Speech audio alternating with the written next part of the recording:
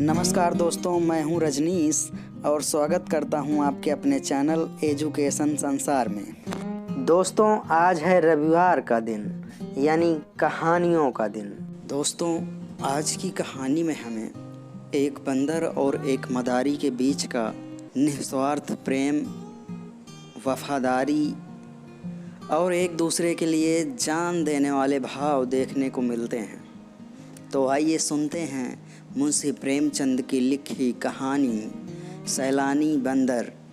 जीवनदास नाम का एक गरीब मदारी अपने बंदर मन्नू को नचाकर अपनी जीविका चलाया करता था। वह और उसकी स्त्री बुधिया दोनों मन्नू को बहुत प्रेम करते थे। उनके कोई संतान न थी। मन्नू ही उनके स्नेह और प्रेम का पात्र था। दोनों उसे अपने साथ खिलाते और अपने साथ सुलाते थे।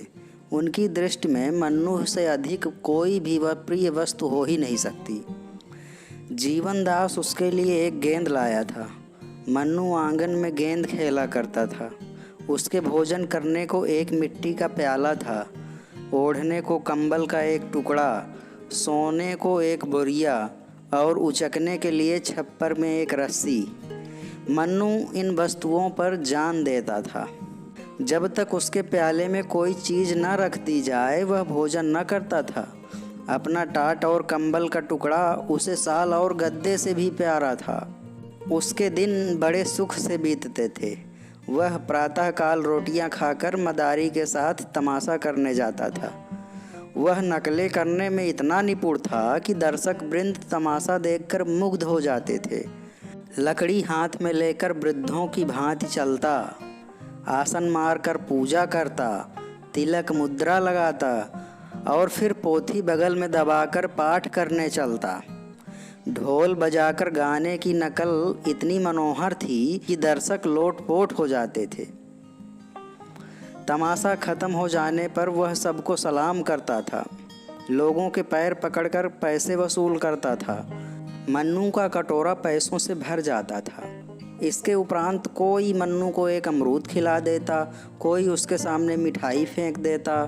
लड़कों को तो उसे देखने से ही जी नहीं भरता था। वे अपने घर से दौड़ दौड़ कर रोटियां लाते और उसे खिलाते थे।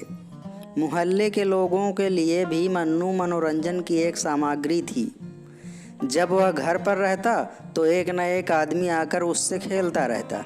खोंचे वाले फेरी करते हुए उसे कुछ न कुछ दे देते थे।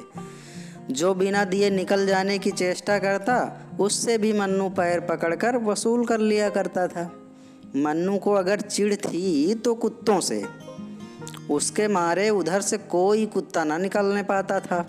अगर कोई आ भी जाता तो मन्नू उसे अवश्य ही 2-4 कनेठियाँ और 2-4 झापड़ लगाता था। उसके सर्वप्रिय होने का यह भी एक कारण था। दिन को कभी कभी बुधिया धूप में लेट जाती तो मन्नू उसके सिर की जुएं निकालता और वह उसे गाना सुनाती। वह जहाँ कहीं जाती थी वहीं मन्नू उसके पीछे पीछे जाता था। माता और पुत्र में भी इससे अधिक प्रेम नहीं हो सकता जितना मन्नू और बुधिया में। एक दिन मन्नू के जी में आया कि चलकर कहीं फल खाना चाहिए। फल खाने को मिलते तो थे, पर वृक्षों पर चढ़कर डालियों पर उचकने, कुछ खाने और कुछ गिराने में कुछ और ही मज़ा था। बंदर विनोदशील होते हैं। मन्नू में इसकी मात्रा कुछ अधिक भी थी। कभी पकड़ धकड़ और मार पीट की नौबत न आई थी। पेड़ों पर चढ़कर खाना खाना उसके लिए स्वाभाविक जान पड़ता था। यह न जानता था कि वहाँ प्राकृतिक वस्तुओं पर भी किसी न किसी की छाप लगी हुई है। जल, वायु, प्रकाश पर भी लोगों ने अधिकार जमा रखा है। फिर बाग बगीचों का तो कहना ही क्या। दोपहर को जब जीवनदास तमाशा दिखाकर लौटा तो मन्नू लंबा हुआ। वह यूँ भी मोहल्ले में चला जाया करता था, इसलिए किसी को संदेह न हुआ कि वह कहीं चला गया। उधर वह घूमता घामता खपरेलों पर उछलता कूदता एक बगीचे में जा पहुंचा। देखा तो फलों से पेड़ लदे हुए हैं। आंवला, कटहल, लीची, आम, पपीते वगैरह लटकते देखकर उसका चित्त प्रसन्न हो गया। मानो वे वृक्ष उसे अपनी ओर बुला रहे थे कि खाओ जहाँ तक खाया जाए, यहाँ किसी तरह की रोक टोक नहीं है। तुरंत एक छलांग मारकर चहारदीवारी पर चढ़ गया। दूसरी छलांग में पेड़ों पर जा पहुंचा। कुछ आम खाए, कुछ लीचियां खाई। खुशी हो कर गुठलियां इधर उधर फेंकना शुरू किया। फिर सबसे ऊंची डाल पर जा पहुंचा और डालियों को हिलाने लगा। पके आम जमीन पर बिछ गए। खड़खड़ाहट हुई तो माली दोपहर की नींद से चौंका और मन्नू को देखते ही उसे पत्थरों से मारने लगा। पर या तो पत्थर उसके पास तक पहुंचते ही ना थे, या वह सिर और शरीर हिलाकर पत्थरों को बचा जाता था। बीच बीच में बागबान को दांत निकालकर डराता भी था। कभी मुंह बनाकर उसे काटने की भी धमकी देता था। माली बंदर घुड़कियों से डरकर भागता था और फिर पत्थर लेकर आ जाता था। यह कौतुक देखकर मोहल्ले के बालक जमा हो गए और शोर मचाने लगे। अरे ओ बंदरवा लोय लोय, ओ बंदरवा लोय लोय, बाल उखाड़ू टोय टोय। ओ बंदर तेरा मुँह है लाल, पिचके पिचके तेरे गाल। ओ बंदर तेरा मुँह है लाल, पिचके पिचके तेरे गाल।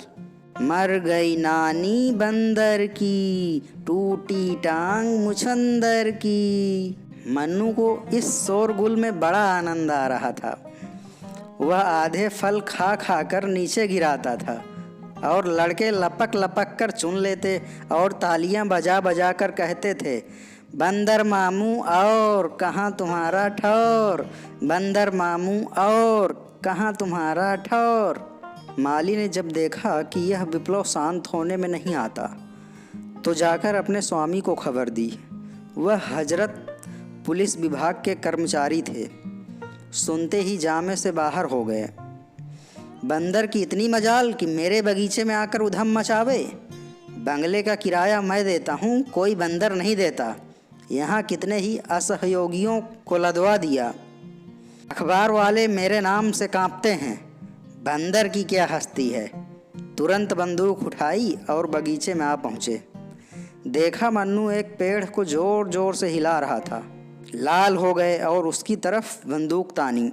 बंदूक देखते ही मन्नू के होश उड़ गए। उस पर आज तक किसी ने बंदूक नहीं तानी थी, पर उसने बंदूक की आवाज़ सुनी थी।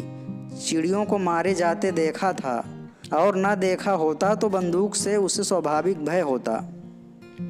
पशु बुद्धि अपने शत्रुओं से स्वतः सशंक हो जाती है। मन्नू के पांव मानो सुन्न हो गए। वह उछलकर किसी दूसरे वृक्ष पर भी न जा सका। उसी डाल पर दुबक कर बैठ गया। साहब को उसकी यह कला पसंद आई। दया आ गई। माली को भेजा, जाकर बंदर को पकड़ ला। माली दिल में तो डरा, पर साहब के गुस्से को जानता था। चुपके से वृक्ष पर चढ़ गया और हजरत बंदर को एक रस्सी से बांध लाया। मन्नू साहब को बरामदे में एक खंभे से बांध दिया गया। उसकी स्वच्छंदता का अंत हो गया। संध्या तक वह वहीं पड़ा हुआ करुण स्वर में कूं कूं करता रहा। सांझ हो गई। एक नौकर उसके सामने एक मुट्ठी चने डाल गया। अब मन्नू को अपनी स्थिति के परिवर्तन का ज्ञान हुआ। न कंबल न टाट, जमीन पर पड़ा बिसूर रहा था। चने उसने छुए भी नहीं। पछता रहा था कि कहाँ से फल खाने निकला। मदारी का प्रेम याद आया। बेचारा मुझे खोजता फिरता होगा। मदारिन प्याले में रोटी और दूध लिए मुझे मन्नू मन्नू पुकार रही होगी। हाँ विपत्ति, तूने मुझे कहाँ लाकर छोड़ा। रात भर वह जागता और बार बार खंभे के चक्कर लगाता रहा। साहब का कुत्ता टामी बार बार डराता और भौंकता था। मन्नू को उस पर ऐसा क्रोध आता कि पाँव तो मारे चपातों की चौंधिया दूं, पर कुत्ता निकट न आता, दूर से ही गरज कर रह जाता था। रात गुजरी तो साहब ने आकर मन्नू को 2-3 ठोकरें जमाई। सुअर, रात भर चिल्ला चिल्ला कर नींद हराम कर दी। आँख तक न लगी। बच्चा, आज भी तुमने गुल मचाया तो गोली मार दूंगा। यह कहकर वह तो चले गए। अब नटखट लड़कों की बारी आई। कुछ घर के और कुछ बाहर के लड़के जमा हो गए। कोई मन्नू को मुंह चिढ़ाता, कोई उस पर पत्थर फेंकता और कोई उसको मिठाई देकर ललचाता था।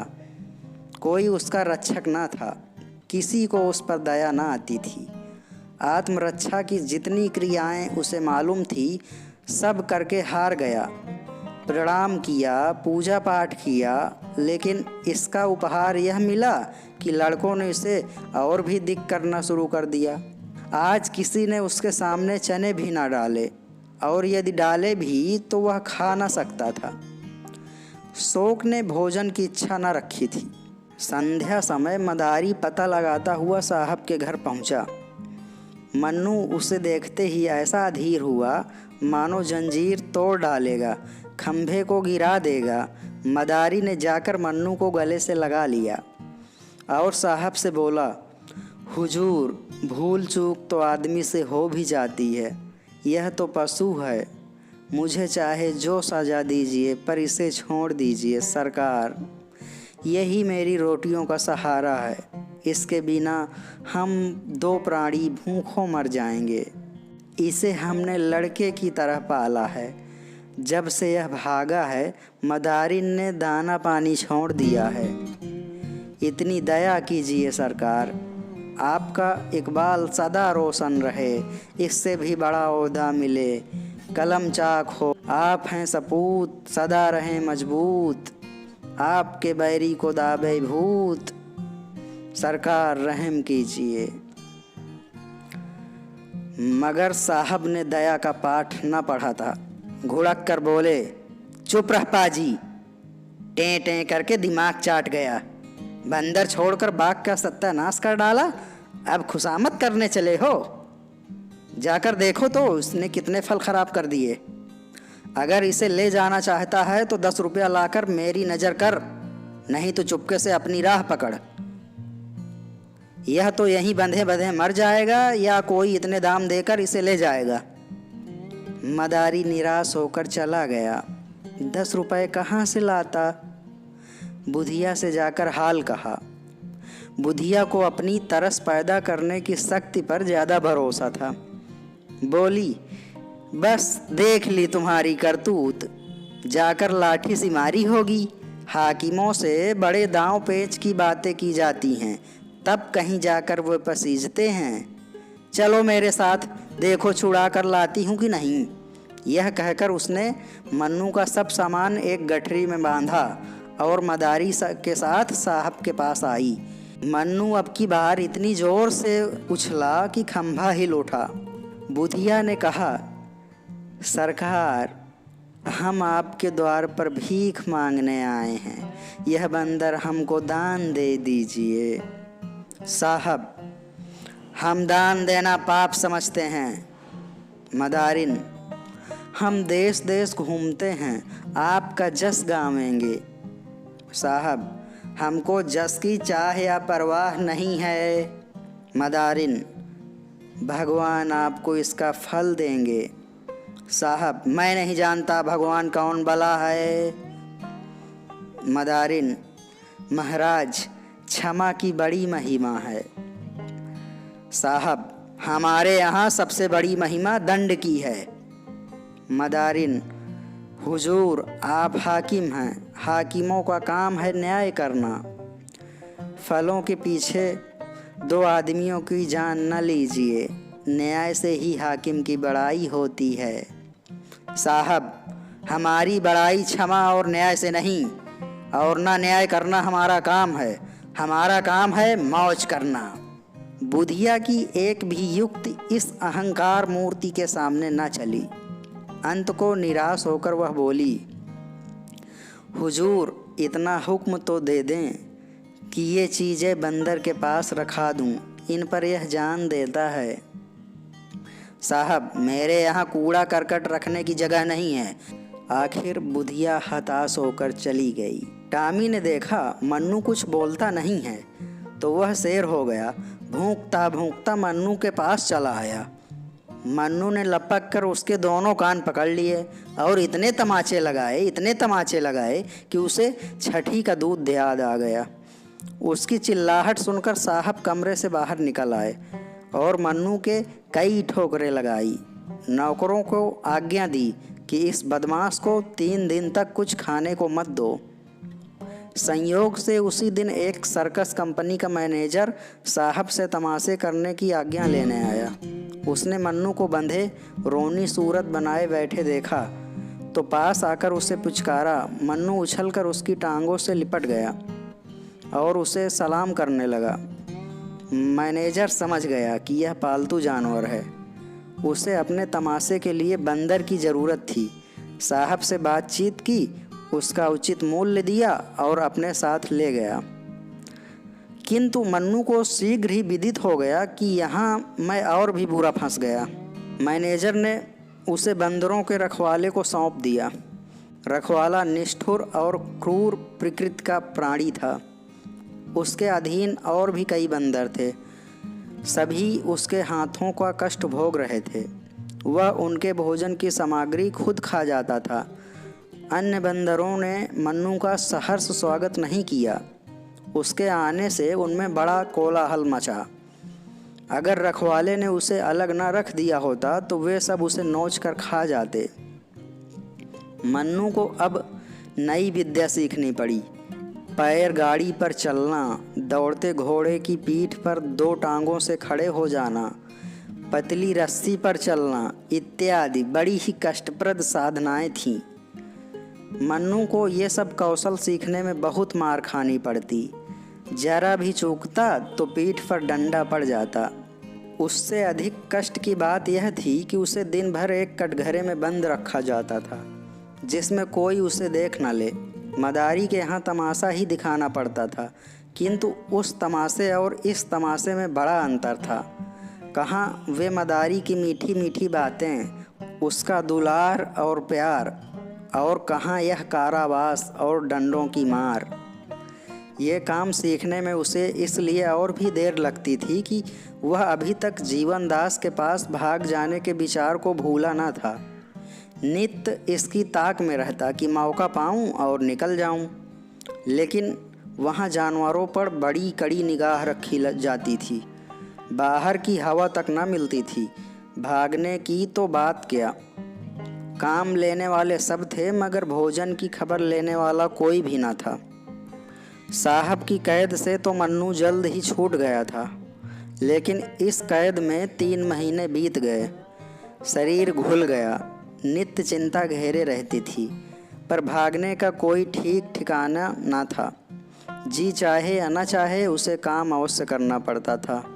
स्वामी को पैसों से काम था, वह जिए या मरे कोई परवाह नहीं। संयोग बस एक दिन सर्कस के पंडाल में आग लग गई।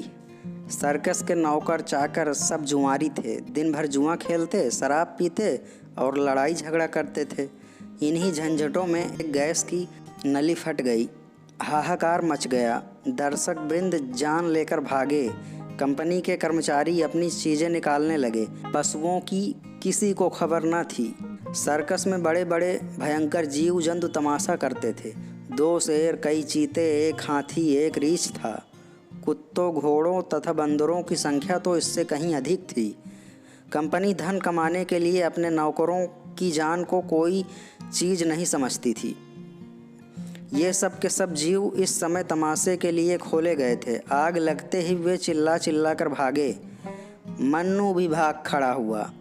मन्नू कूदता फांदता सीधे घर पहुंचा, जहां जीवनदास रहता था, लेकिन द्वार बंद था। खपरेल पर चढ़कर वह घर में घुस गया, मगर किसी आदमी का चिन्ह नहीं मिला। वह स्थान जहां वह सोता था और जिसे बुधिया गोबर से लीप कर साफ रखा करती थी, अब घास पात से ढका हुआ था। वह लकड़ी जिस पर चढ़कर कूदा करता था, दीमकों ने खा ली थी। मोहल्ले वाले उसे देखते ही पहचान गए। शोर मच गया, मन्नू आया, मन्नू आया।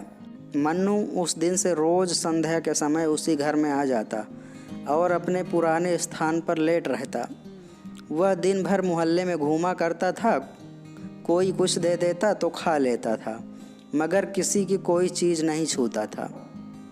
उसे अब भी आशा थी कि मेरा स्वामी यहाँ मुझसे अवश्य मिलेगा। रातों को उसके कराहने की करुण ध्वनि सुनाई देती थी। उसकी दीनता पर देखने वालों की आंखों से आंसू निकल पड़ते थे। इस प्रकार कई महीने बीत गए। एक दिन मन्नू गली में बैठा हुआ था। इतने में लड़कों का शोर सुनाई दिया।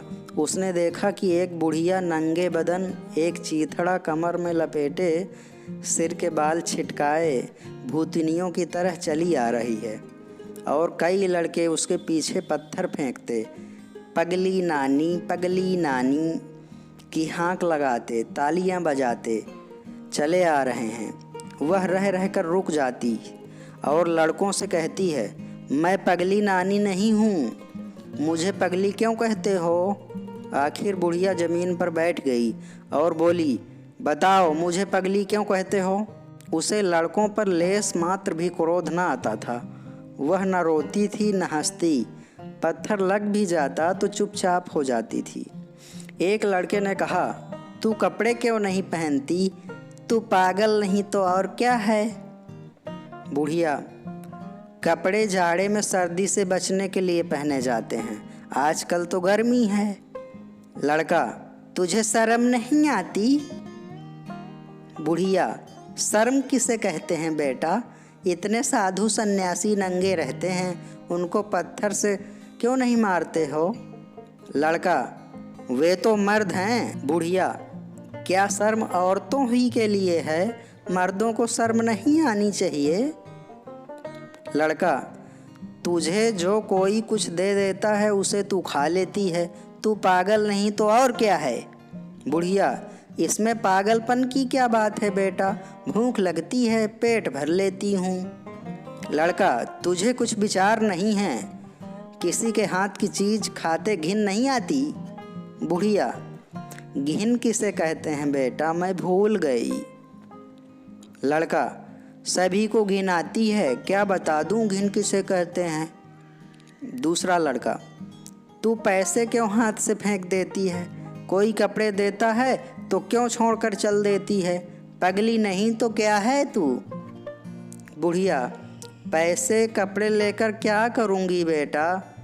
लड़का, और लोग क्या करते हैं? पैसे रुपए का लालच सभी को होता है।